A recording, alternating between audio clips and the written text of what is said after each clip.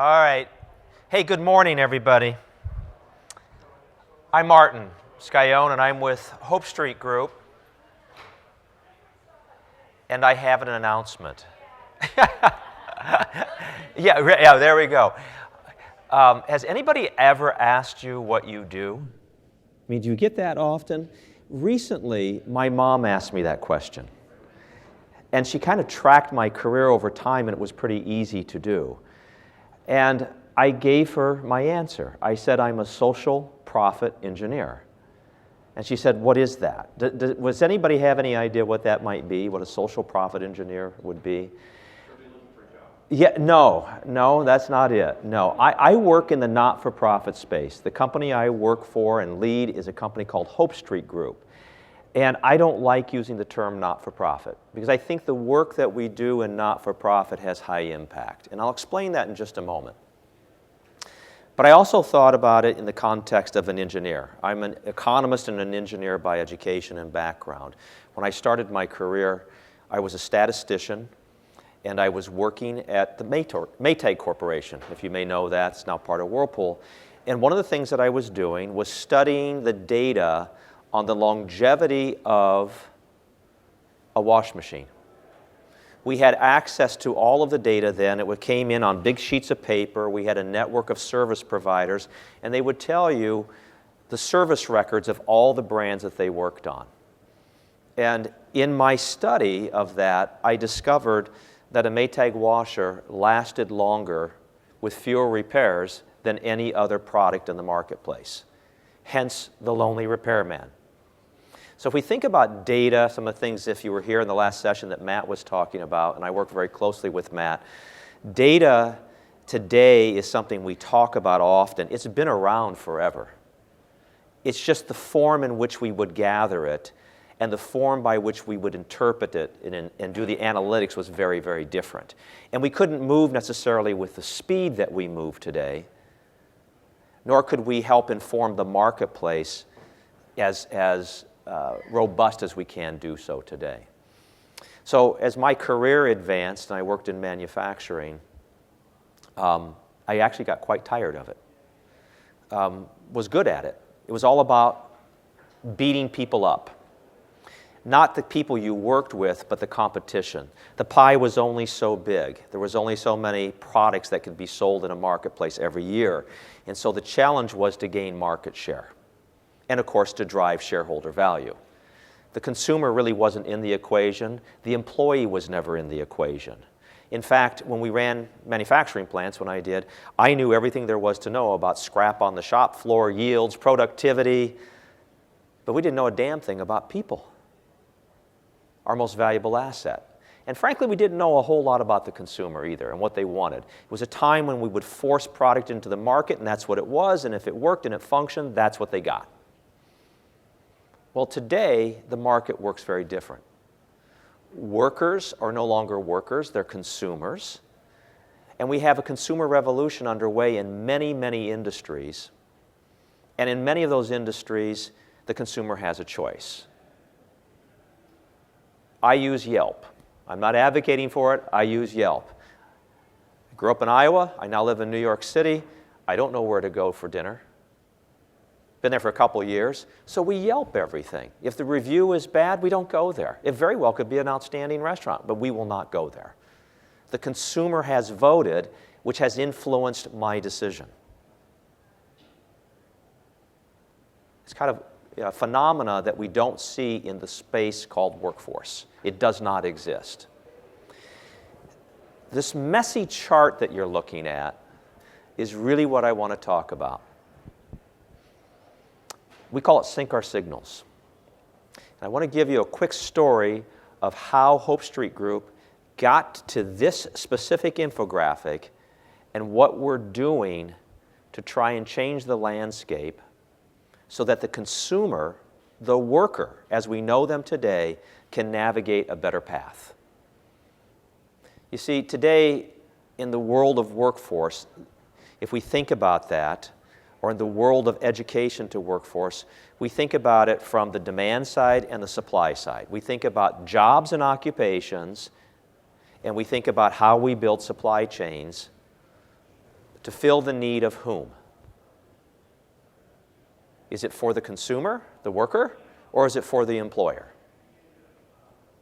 If we thought about that a little bit, and we think richly about this, we started flipping that equation around and said, is the demand really the worker? Is the demand really the consumer? Do they have a choice? And if they did, what would we provide for them to better inform, to create a more transparent market,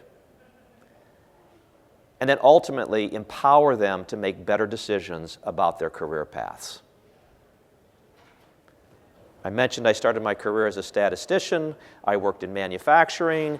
I worked for Maytag Corporation. I worked for Bosch Siemens Household, ran the North American worked for Han Industries. That is how I became me. That is what I was known as. The companies I worked for, the positions I held, the titles I held. It wasn't about what you knew, what your skill sets were, your knowledge, skills, abilities, behaviors, your cultural values. It was about the title you held. So if we think about employment today, and we think about the mass numbers of people in the employment market, they're not at high-level, high-paying jobs. They're at middle skill and below. And the assortment of people that are available to do middle skill jobs is disproportionately low to the demand. And the assortment of people that we have with low skills is disproportionately high to demand. And we identify them by low, middle, and high skill, as opposed to who they are as the person. What are their knowledge, skills, abilities? Career pathways are organized today by job titles. They are not organized by knowledge, skills, abilities, and behaviors. Imagine flipping that around. Hope Street Group is a national not-for-profit, and we've been characterized as an organization that punches above its weight. We're a very small organization, but we have a giant network. Why? What we do is very simple. We look at the education system, the job system, and the health system, and we look at what people call problems and define them as symptoms. And we force ourselves to look underneath those symptoms to see what the root causes are. Today, we hear we have a skills gap. Yes, we do. That's a symptom. Something caused that skills gap. So what do we do to address that? Our first step is to look at the person, the individual. And so what we did about a year and a half ago is we said there are on and off ramps in the learning to work continuum. One of the on-ramps is in early childhood. One of the on-ramps could be a transition worker, middle-aged, male, female, black, white, Hispanic, didn't matter. These are on and off ramps. And we looked at where they entered to see what the navigation path was to success. It's shocking. The barriers are many. They could be, I need to acquire new skills, I don't know where to go get them. If I can go and acquire those skills, the cost is very high. I may have to, in fact, re-engineer myself in its entirety. In fact, we saw individuals who were coming, immigrants, who actually had degrees, but they were not recognized in our society, and they had to start all over again. And so what we did is we looked at all of the barriers, and we categorically organized them into groupings. Educational barriers, meaning courseware, access to wraparound services if needed. And we went through all of the list of the different barriers, and guess what we did? Is we pulled all of the barrier makers, some of them who were doing that intentionally, and some of those who weren't realizing they were doing it intentionally, and put them all around the room at the same time. Competitors. Pearson, Kaplan, ETS, ACT, Manpower, Adecco. We brought businesses in, Walmart, Alcoa, hospital systems, 45 people, put them around a room, and we said, Look at this hassle map. You as an employer are creating a barrier. You as an educator are creating a barrier. We brought four-year institutions, K-12 institutions, and sat them around the room. Unanimously, they all agreed. You're right. We don't do it intentionally. In fact, the infrastructure that exists today inside of our education to workforce system is built on old principles. One of those is keeping the consumer uninformed. If we're supposed to be in education and we're teaching, we want that person to be uninformed so that we can teach them to be more informed, and therefore they will pay us for the knowledge that they've now acquired. That's kind of the thinking behind that. Before I started this work, I was the president of ACT, the college testing company. I ran the workforce division. Everything non-college is what I focused on as the chief operating officer. And we did every kind of assessment you could imagine. We built the GMAT, the LSAT, the MCAT. We had a small portfolio of workforce selection tools. And the basic premise was that we're going to discover what someone doesn't know. And by the way, we're not going to inform them afterwards what they didn't know. We're only going to inform them what they did know. And with that piece of knowledge then, selectively, they could then go on to the next step. Well, what happened to all the people who didn't know? Wasn't there an obligation then to provide for them that knowledge that was necessary? That wasn't our job. We were a measurement house. We were a testing company. I paused on that, and I discovered that we were not measuring the whole person as well. What were the soft skills, behavioral skills? What were the cultural values? What were all of the dimensions that made up the whole person that if they knew who they are and what they could do and what their abilities were, either measured by a test or performance or demonstration, what then would that individual be able to do? How empowered would they then be? That's the point of this diagram. So of those 45 people that were gathered around the table, we unanimously agreed, these 45 executives and some of their staff members representing these organizations, we unanimously agreed that an individual should have the right to know what they need to know to meet their full potential, to have the job they want, to have the economic opportunity that our country, in theory, is supposed to provide. So pause on that for a moment. Do you know what you need to know to meet your full potential? Think about people in your life, whether they be children, friends, people you mentor, people you coach, people you train, people you educate. Do they know what they need to know in order to meet their full potential? And the answer to that question is no. That's kind of the litmus test that we use in order to move forward on an initiative called Sync Our Signals. And it starts with the individual, but it really starts with a deep understanding of the occupations. It is possible to get to the detail of what it takes to be successful in a job. You can actually look underneath every single occupation in America, around the world, and you can codify and systematize the knowledge, the skills, the abilities, the behaviors, the attitudes, the values. And it's being done. It is actually being done.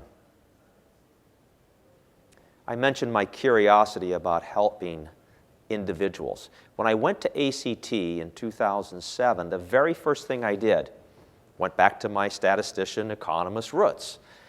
I went into the data vaults. That was in 2007. And what I discovered, some of the things that are public, 1/3 of high school students when they become of age drop out. A small percentage will eventually get a GED or now a high set from ETS. But then those who went to college, we know the statistics, 6-year time frame, huge dropout first year. We also looked at test scores of the inbound first-year student, because that's really what the ACT was measuring, and we saw steep decline in the last 20 years in performance. And when we saw those numbers, when I saw those numbers, I asked the question, where are people going? What do they do? In 2007, in the whole learning to work continuum, the workforce space, there were not many people involved in this space. And today we see a mountain of people now engaged on all the different things that we need to do. And there's wonderful efforts underway. But my curiosity and that of many of my colleagues in the space, those 45 people that I spoke about that are around the room, came forward and said, not only do we have to do something, but can we do something profound? And one of the answers was, well, where's technology? Can we do something with technology and bring that in? It's very challenging to bring technology into this space if you don't know what the requirements are. If you don't know what it is that you're trying to measure, what are the outcomes that you're trying to seek, and therefore how would you be able to bring any type of technology tool? So what we've seen in the space is online education, which is wonderful. And we're starting now to see an infusion of technology. Some people would call it matchmaking mechanisms or fit mechanisms. And what we're starting to see even more so is this deeper understanding of what is necessary to be successful in an occupation and what is the makeup of the whole person. As opposed to measuring on 1 or 2 dimensions, let's say cognitions, basic reading and math. Of course that's important. Why are we not measuring a full set of foundational skills, cognitively, physical, what people call soft skills, and linking that then up to the technical skills that are necessary to be successful in a job? So, coming back to this work group, unanimously agreeing that the signals at the occupational level were weak, that we did not have a good understanding of what that was, we then broke into 3 working groups. We broke into a demand team and a supply team. And a demand team was made up of people that might have been employers or people that were basically, in simple economics terms, providing an occupation or involved in the occupation and a dollar attached to that was paying X amount of money. Supply were the educators, the trainers. And both groups came away with the exact same answer. The signals, if they were improved from the occupational side, would help inform the individual, so much so that they would know the skills they need to know to be successful in the occupation they want and know the skills they need to meet their full potential. So what happens on the occupation side? It's really quite simple. There's classic task analysis. There's classic profiling. I don't know if you're familiar with those, where you literally go into an occupation and you study it. It's very expensive to do. It's very time-consuming, and employers don't like to do it. Is there another method? Are there other methods? The answer is yes, absolutely there are. And what we discovered in the healthcare industry and what we discovered in manufacturing is large employers were deploying these new methodologies. Trinity Health System in Michigan actually did a full analysis on every single occupation in healthcare.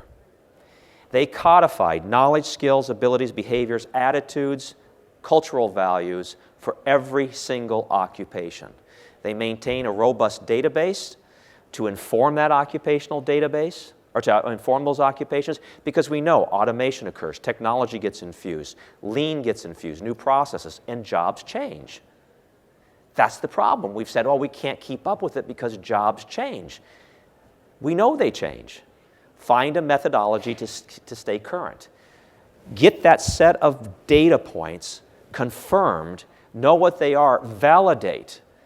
Take cohorts who have success in those jobs and see if they actually do have those skills. Bring new talent into the organization. Train them to those skills and see how well they perform. Lo and behold, guess what? Validation occurs, more importantly, at Trinity Health.